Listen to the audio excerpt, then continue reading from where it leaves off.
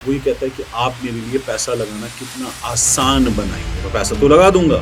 آپ ان کو کیسے فیسیلیٹیٹ کریں گے؟ اس جگہ چلے جائیے, اس صوبے کے پاس, اس حکومت کے پاس, اس ڈپارٹمنٹ کے پاس. تو آرمی پر اگر لوگوں کو کانفیڈنس ہے تو آرمی اس کو چلائے گی. چیف نے جو ہے حمایت کی ہے اس پلان کی. پلان اے پہلے وہ کہتے تھے آئی ایم ایف ہے, اب وہ کہتے ہیں I M F plan be.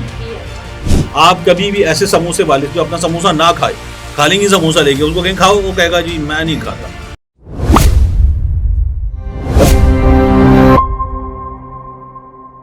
السلام علیکم, میں ہوں نمرہ سہیل, آپ دیکھ رہے ہیں الگ نیوز. طارق متین ہمارے ساتھ ہے.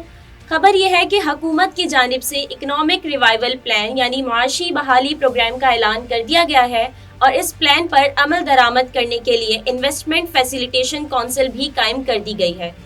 آرمی چیف نے بھی حکومت کے معاشی بحالی پروگرام کی بھرپور حمایت کی ہے. ٹھیک, تو اب مجھے یہ بتائیے کہ اس میں کچھ اہداف ہم نے سیٹ کیے ہوں گے. یہ جو مصدق ملک صاحب کا انٹرویو ہے, کچھ خبریں ہیں جو اس کے بعد ہمارے پاس حکومت کے ترجمانوں کی جانب سے خبریں آئی ہیں, ان کی بات کریں یا حکومتی ترجمان صحافیوں کی بات کریں. ان کا یہ کہنا ہے کہ یہ غالباً 7 برس کا پلان ہے, اور اس 7 برس میں کچھ 112 بلین ڈالر کو ہم فورسی کر رہے ہیں جو ہمارے ہاں انویسٹ کیے جائیں گے انشاءاللہ. آمین. ہاں, سم آمین. لیکن جو انویسٹمنٹ کے پری ریکوزٹس ہیں, وہ پری ریکوزٹس جو ہیں وہ پہلے حاصل کرنا ہوتے ہیں کہ کیا درکار ضروریات ہیں, کوئی آپ کے ملک میں آ کے پیسہ کیوں لگائے گا. تو وہ پری ریکوزٹس بہترین ہونے چاہیے. اب اس کے لیے جو آنے والا ہوتا ہے وہ یہ کہتا ہے کہ آپ میرے لیے پیسہ لگانا کتنا آسان بنائیں گے. میں پیسہ تو لگا دوں گا. آپ ان کو کیسے فیسیلیٹیٹ کریں گے؟ آپ مجھے بھیجیں گے ایک جگہ, دوسری جگہ, تیسری جگہ. ایک بندہ آ رہا ہے, فرض کیجئے ایک انڈیویجول آ رہا ہے $2 بلین لے کر, اور وہ اپنی ایک فیکٹری, ایک پروجیکٹ اپنا پاکستان میں یہاں پر شروع کرنا چاہتا ہے. تو اب اس کو آپ بھیجیں گے کہ پانی چاہیے اسے اپنی فیکٹری کے لیے, تو اس جگہ چلے جائیے, اس صوبے کے پاس, اس حکومت کے پاس, اس ڈپارٹمنٹ کے پاس. یعنی کوئی شخص ہمارے ملک میں آ کر پیسے انویسٹ کر رہا ہے کسی بھی سرٹن پروجیکٹ میں, تو اس کو ہم کتنا سہولتیں دے سکتے ہیں. لباب یہ ہے. تو ہمارے یہاں بڑا پیسے لانے والے کو بھی پیسے بھی لائے, بندہ ذلیل بھی ہو, ادھر جائے ادھر جائے, خوار ہوتا رہے. تو ون ونڈو, یہ ہمارے یہاں بہت اصطلاح استعمال ہوئی پچھلے کچھ عرصے میں. ون ونڈو کی جگہ اب اس میں نئی اصطلاح ہے سنگل ونڈو. اچھی بات ہے. اس پلان میں ایک اچھی چیز یہ ہے کہ, اور جو اچھی چیز نہیں ہے لیکن اچھی چیز ہے, کہ اس کو چلائے گی آرمی. ٹھیک ہے, اس پر جو ایگزیکیوشن ہے وہ آرمی کرے گی. میں اس کو اچھی بات اس لیے کہہ رہا ہوں کہ ہمارے ہاں بزنس سیکٹر ہو, عام آدمی ہو, اس کا اس حکومت پر اعتماد تو بالکل بھی نہیں ہے. ٹھیک ہے, جو ابھی چیمبر آف کامرس نے سروے کروایا, وہ سروے ہو یا دیگر چیزیں ہوں, تو اس حکومت نے جس طرح سے سب ٹھیک کرنے کے لیے آنے کا دعویٰ کیا اور سب خراب کر دیا, تو اس پر تو کانفیڈنس نہیں ہے. تو آرمی پر اگر لوگوں کو کانفیڈنس ہے تو آرمی اس کو چلائے گی. چیف نے جو ہے حمایت کی ہے اس پلان کی. اب پرابلم کیا ہے؟ پرابلم یہ ہے کہ یہ آپ بیرونی دنیا کو بتائیں گے کہ یہ آرمی جو ہے اس کو دیکھ رہی ہے, وہاں اس پہ حیرانی ہوتی ہے کہ یار یہ آرمی کیوں دیکھ رہی ہے. آپ کے ہاں انویسٹمنٹ کے لوگ ہوں گے, اکانومی کے لوگ ہوں گے, ایگزیکیوشن کے لوگ ہوں گے, پلاننگ کے لوگ ہوں گے, منصوبہ بندی کے لوگ ہوں گے, تو وہ پھر وہ کہتے ہیں کہ یہ آرمی کیوں دیکھ رہی ہے. وہاں حیرانی ہوتی ہے. ہمارے ہاں جو ہے, ہمارے ہاں حکومتیں, دیکھیے ہمارے 2 بڑے ڈیم بنے, کب بنے تھے؟ جب ہمارے ہاں ڈکٹیٹر کی حکومت تھی. تو ہمارے ہاں بڑی چیزیں بہت سی آرمی کے ادوار میں ہوئی ہیں. اس لیے لوگوں کو جو ہے وہ اس پر, میاں صاحب کی حکومتوں میں بڑے کام ہوئے, بڑی سڑکیں بننے کے, اس کے علاوہ نہیں ہوا. عمران خان کی حکومت میں 2 بڑے ڈیمز پہ پہلی بار ڈکٹیٹرز کے بعد ٹھیک ٹھاک بڑا کام ہوا تھا. تو آرمی جو ہے وہ چیزیں کر لیتی ہے.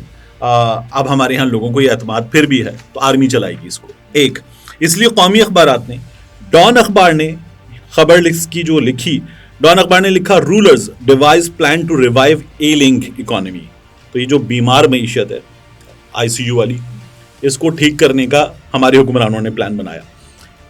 ٹریبیون نے لکھا army to oversee economic revival. جو آرمی ہے وہ تمام چیزوں کی نگرانی کرے گی. تو یہ ہمارے ہاں کے اخبارات کی خبریں ہیں.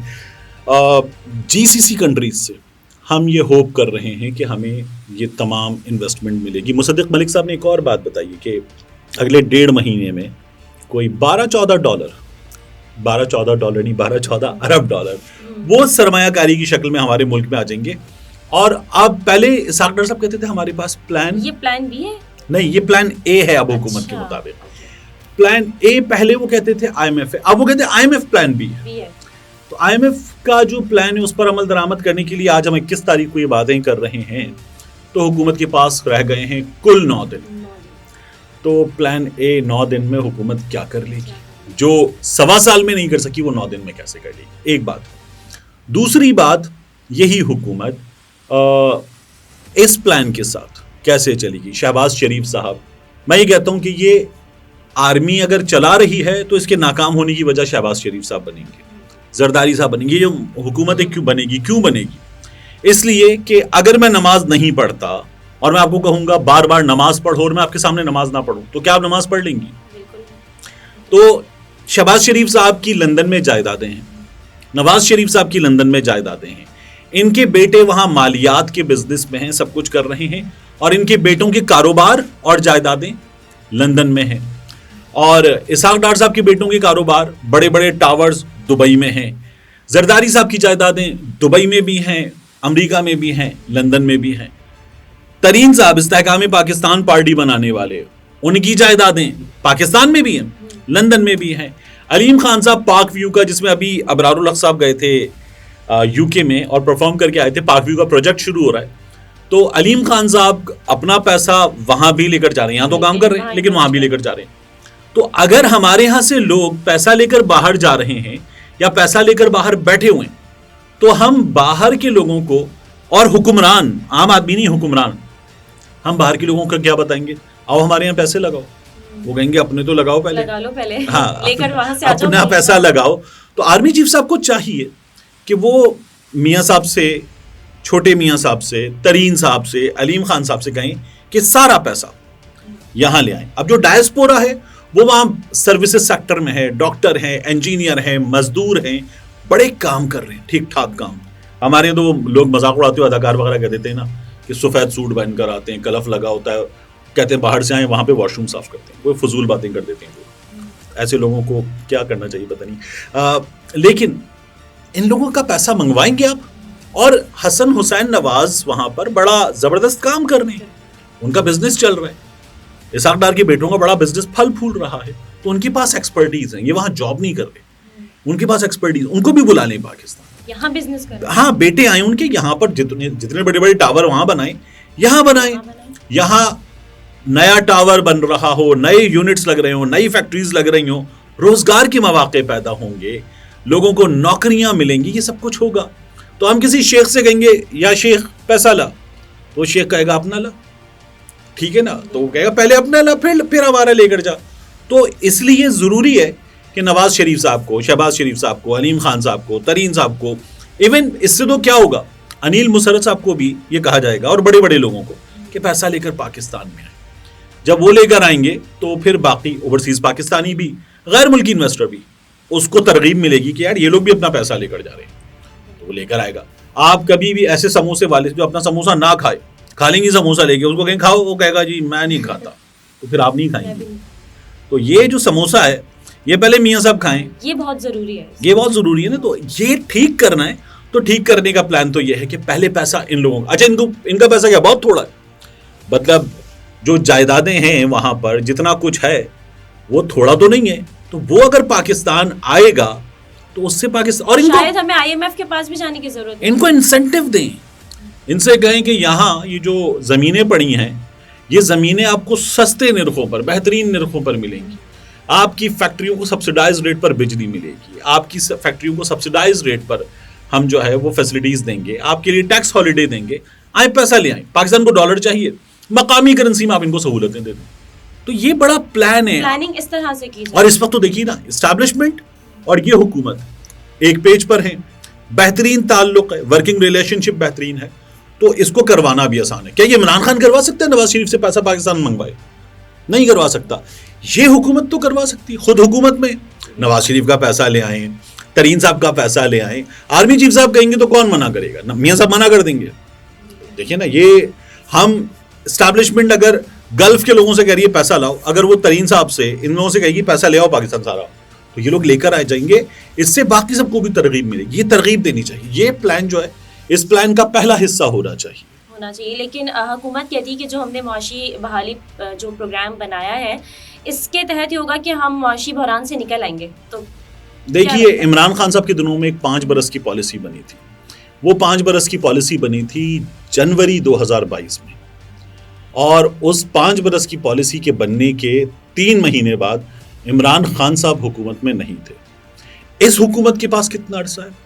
4 مہینے ہیں, ٹھیک ہے, اور اس حکومت نے 7 سال کی پلاننگ کر لی ہے.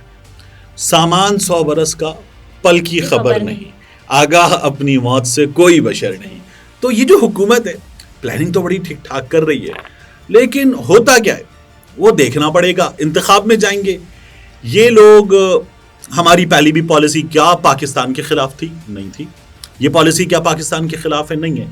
لیکن حکومتیں جو ہے نا وہ اپنی مدت کے حساب سے نہیں پلاننگ کرتی. ملک جو ہے وہ لمبی پالیسی چلاتے, اور ملکوں کی اکنامک پالیسی جو ہے وہ حکومت ڈیپینڈنٹ نہیں ہوتی, وہ ملک ڈیپینڈنٹ ہوتی ہے. وہ حکومت سینٹرک نہیں ہوتی, وہ ملک سینٹرک ہوتی ہے. تو اسی لیے ہمیں اپنے پلان پر چلنا چاہیے تھا. وہ جو 5 سالہ پلان تھا وہ ہم نے لپیٹ کے رکھ دیا, شیلف میں رکھ دیا, ٹھیک ہے, اس کو شیلف کر دیا. اب یہ پلان ہے, اگر یہ حکومت بورڈ کے نتیجے میں چلی گئی تو پھر کیا ہوگا؟ یہ پلان بھی کیا شیلف ہو جائے گا؟ نئی حکومت آئے گی, اور اگر یہ حکومت نہ ہوئی تو پھر وہ کیا اپنا پلان لے کر آئے گی.